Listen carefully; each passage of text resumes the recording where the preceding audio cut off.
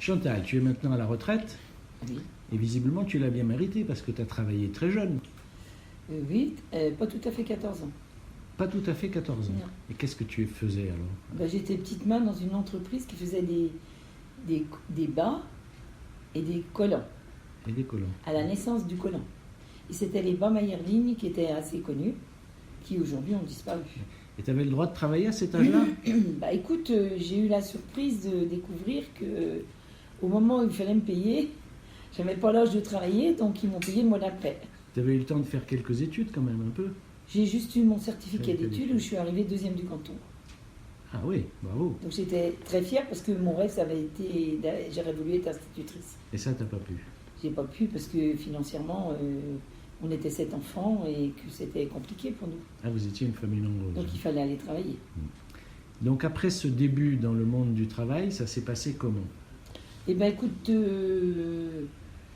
la première, au début, c'est quand j'ai pas touché ma paye, donc l'après-midi, je suis pas allée travailler. Je suis allée au patronage avec mes frères. Et le lendemain, je suis allée avec maman, donc au bureau du personnel, enfin voir le directeur, qui m'a expliqué qu'il ne pourrait me payer que quand j'aurais mes 14 ans, mais que je serais payée. Donc j'ai été payée. Et puis dans cette entreprise, il y a eu une grève pour les salaires, plus particulièrement pour les filles qui travaillaient à la presse et qui formaient les bas à couture sur des grandes, c'était comme la forme de grandes chaussettes, où elles enfilaient le bas. Et ça allait sous cloche, et donc c'était assez difficile pour elles. Et où il y a eu là une petite révolte. Donc pour la première fois, j'ai fait grève, je devais avoir 15 ans. Tu as fait ta première grève à 15 ans? Sans demander l'autorisation de mes parents. Et ils l'ont su finalement, oui, Je j'imagine. lui ai dit en rentrant, mon père il m'a dit que j'avais raison. Comment tu as rencontré la CGT? Parce qu'il y avait une copine, il y avait la CGT dans l'entreprise. Déjà, je ne pouvais pas me présenter avant 21 ans.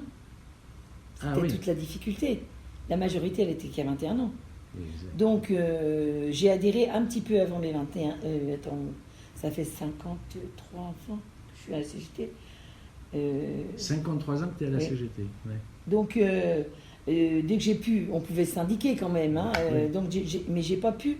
J'ai été présentée comme candidate aux élections, j'avais juste 21 ans. Moi, j'ai rencontré plus particulièrement la CGT aux élections, parce qu'il y a eu les élections professionnelles, et après, plus particulièrement, la CGT avec des copines qui vendaient Antoinette devant l'entreprise. Donc, qui étaient des autres unités du groupe, mais qui venaient vendre Antoinette. Donc, dès que j'ai eu 21 ans, donc, on m'a demandé si je voulais être candidate aux élections. Tu as rapidement pris des responsabilités d'élu? Oui, tout de suite. J'étais déléguée du personnel. Ah oui, déjà, oui. Déléguée du personnel, du comité d'entreprise. Donc, oui, j'ai eu assez rapidement des responsabilités dans ma boîte. Mais j'en ai pris encore un peu plus en 68. Alors, 68, on va arriver bientôt à la commémoration des 50 années de mai 68. Tu me disais avant l'entretien que ça t'avait marqué. Alors, raconte-nous. Ça m'avait marqué parce que déjà, pour emmener les gens à l'action, en sachant que c'est quand même les étudiants qui ont commencé, hein. Et donc on s'est mis devant la porte et puis on a fermé la boîte. Et il pleuvait, je me souviens. Ce qui m'a frappé, c'est qu'il pleuvait et que on avait tous des parapluies et qu'on n'a pas eu l'intention d'abriter nos patrons qui étaient devant et qui se faisaient mouiller. Et donc on nous a demandé ce qu'on voulait, on a dit qu'on voulait la clé. Donc on a eu la clé d'usine. Ah, vous avez pris la clé de l'entreprise? Oui, la clé de l'entreprise. Et comme notre employeur était quand même, il n'était pas tranquille, hein, il ne savait pas, on était près 80% de femmes, hein, nous. Et donc on leur a dit que s'ils le souhaitaient, ils pouvaient occuper l'usine avec nous, mais à nos conditions. C'est-à-dire qu'ils ont fait les 3-8 comme nous. Et pour rentrer, on leur a dit... Vous ne les avez pas fait travailler quand même? Non, mais on leur a dit qu'il fallait qu'ils se cantonnent à leur bureau. Et donc ils venaient, mais ils sonnaient pour rentrer. Donc on ouvrait la porte et qu'est-ce qu'on rigolait. On avait un peu à ce moment-là le sentiment d'être un peu maître du terrain, non? Ouais, mais... c'était la première fois probablement. Oui, c'était difficile parce qu'il fallait aussi gérer tout, que chacun respecte les horaires, ceux qui étaient grévistes, essayer de faire attention qu'il n'y ait pas de débordement. Tous les matins, il y avait quand même devant la porte les gens qui voulaient venir travailler, donc il fallait aller s'expliquer. Ça se passait bien? Pas toujours, Pas hein. toujours. Alors, le personnel ouvrier, si, très facilement. Mais c'est surtout l'encadrement et tout ça, quoi. Ils venaient. Alors, après, il y avait un peu moins de monde qui venait quand même. Mais bon, après, il fallait qu'il y ait une discipline quand même, hein. Donc, il fallait faire le ménage, il fallait faire attention. On avait des personnes qui venaient nous amener à manger, qui venaient nous donner des sous. Voilà, donc il fallait gérer l'argent. Il y a une vraie solidarité qui Tout s'est à fait. organisée. Tout à fait. Moi, j'ai connu beaucoup de solidarité. Et après, il y a eu les accords de Grenelle. Et là, il a fallu rendre la clé. Oui, mais vous aviez gagné des choses ou pas? Ouais, mais j'avais pleuré, quand même. Parce que j'ai eu l'impression de perdre ma liberté, quoi, un peu. Mais non, on était contents parce qu'on avait gagné plein de choses, hein. Quand on était jeune et qu'on avait l'abattement sur nos salaires, hein, il n'y en avait plus. Et ça, c'était quand même extrêmement important, hein, quand même. Hein. Tu parlais de liberté à l'instant, là. Donc, d'après toi, le fait d'avoir occupé l'entreprise, d'avoir fait tourner l'entreprise sans travailler, ça vous a donné un fort sentiment de liberté. Ah oui. De dire c'est nous qui commandons. C'est nous qui commandons. Ils font ce qu'on leur dit. Et il y a eu une petite anecdote, c'est que il y a quelqu'un qui fait attention, il y a une serrure qui a été cassée. Donc quand on a rendu les clés, on leur a demandé une facture pour remplacer la serrure. Ouais. Ils nous ont dit qu'on s'était très bien conduit et que tout était en norme et qu'il n'était pas question qu'on paye la serrure. La serrure cassée. Et après mai 68, alors le climat a changé, j'imagine. Déjà, on a fait un peu d'adhésion quand même. Après, il a fallu expliquer ce qu'on avait gagné, parce qu'il y a des gens qui ne croyaient pas vraiment qu'on avait gagné tout ça, parce qu'en fait, c'était quand même un bond en avant, quand même. Et dans l'entreprise, vous aviez gagné beaucoup de choses? Déjà sur les salaires, puis il y avait quand même un certain nombre de choses qu'on avait obtenues, qu'ils avaient obtenues. Hein. Il y avait eu quand même des négociations lourdes et importantes, mais on n'a quand même pas pu... C'est qu'à fur et à mesure qu'on a mesuré les choses. Oui. C'est pas tout de suite... voilà. Mais pendant qu'on se battait, il y en a aussi qui se battaient pour le droit du travail. Il y a eu des manifestations dans notre ville pour le droit du travail, dont des filles qui travaillaient avec moi. Ah oui. Eh bien, on ne s'est pas fait la gueule en rentrant. On leur a dit, vous voyez, on a gagné. Ça le droit au travail. Voilà. C'est ça. Voilà. Et on leur a dit, vous voyez, ce qu'on a gagné, vous allez l'avoir gagné quand même. Ouais. Donc, vous pourriez au moins nous dire merci. Et elles l'ont fait? Certaines, parce qu'il y a toujours des gens qui ont peur, hein, quand même. Hein. Après, faut pas. Puis ça n'aurait pas été bon, on était contents quand même. Oui. Donc ça n'aurait pas été bon. Et donc après ton parcours, tu nous dis souvent que tu as connu une succession de plans sociaux. Et les premiers licenciements qu'il y a eu, c'était pas des plans sociaux, mais il y avait des reclassements. Donc des filles de chez nous qui ont été mutées dans l'autre unité. Puis après, il y a eu les délocalisations qui sont arrivées. Mais ceci dit, pendant toute cette période, on a gagné le 13e mois, on a gagné quand même plein de choses quand même. Ah oui, après mai 68. Oui, nous, on était dans les premiers avec l'usine Poron à avoir gagné quand même le 13e mois. Donc après, nous, dans 3, les usines textiles, il y en avait beaucoup qui avaient le 13e mois quand même. Oui. Donc, et on avait des salaires corrects par rapport aux métallos, hein, parce que nous, on travaillait aux pièces. Hein. Ah oui. On travaillait aux pièces. Moi, j'ai plié des fonds de robe jusqu'à plus de 100 pièces à l'heure, hein, tellement ça tournait très vite, les petites culottes, les petits machins, on avait l'habitude. Les filles travaillaient, plus elles produisaient, plus elles gagnaient. Hein. Ah oui, c'était un peu... Mais à cette époque-là, on n'avait pas de fixe. Hein. Ah oui. Après... il n'y avait pas de fixe avant. Il y a eu un petit fixe qui a commencé à venir après 68. Après, elles avaient un petit fixe. Et puis après, tout ce que tu gagnais, c'était en plus. Hein. Donc les filles étaient très, très habiles. Hein. Oui, très habiles. Hein. Ah oui, mais vous étiez payé aux pièces. Voilà. Ah oui.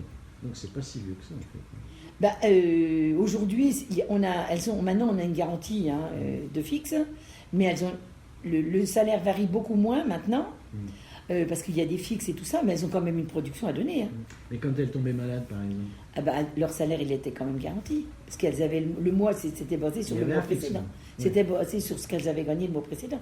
Ah oui, d'accord. Okay. Ah non, il y avait quand même des choses. C'est pas comme Uber, quoi. Ah non. Et alors après il y a commencé à avoir les premières délocalisations. quand ils ont racheté l'usine de Romilly, où on nous a dit, non, nous on ne délocalise pas, mais on a racheté une usine qui a déjà une usine en Tunisie, et donc on y fera les produits basiques pour protéger nos emplois. Sauf que c'était le doigt dans l'engrenage. Oui. Et progressivement, marque ou pas marque, ça a été quand même délocalisé pour l'ensemble du groupe, parce que le groupe a grossi, il y a eu des fusions, on était quand même très très nombreux, on avait une grande unité à Reims où il y avait plus de 1000 personnes à cette époque-là, ça a disparu, ça n'existe plus depuis longtemps, où ils faisaient la marque Timware, où c'était du prêt-à-porter. Donc tout ça, ça a disparu. Où la CGT était majoritaire, tout ça.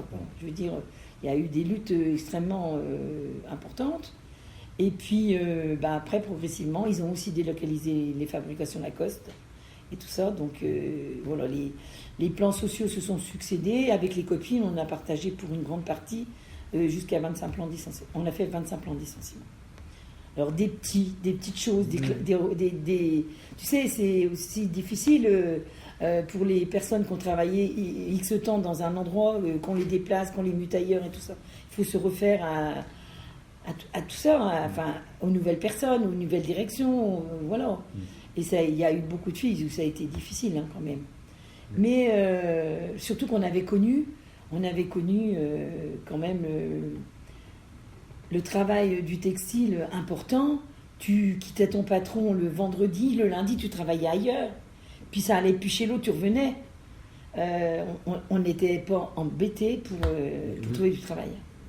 C'était la mobilité, mais avec choix. Avec une garantie, d'abord choisie, une mobilité choisie, et puis quasiment la garantie de retrouver du travail. Ah oui. Ce qui n'a rien à voir avec la parce que moi je suis dans un département où il y a énormément de femmes qui travaillaient, énormément de femmes.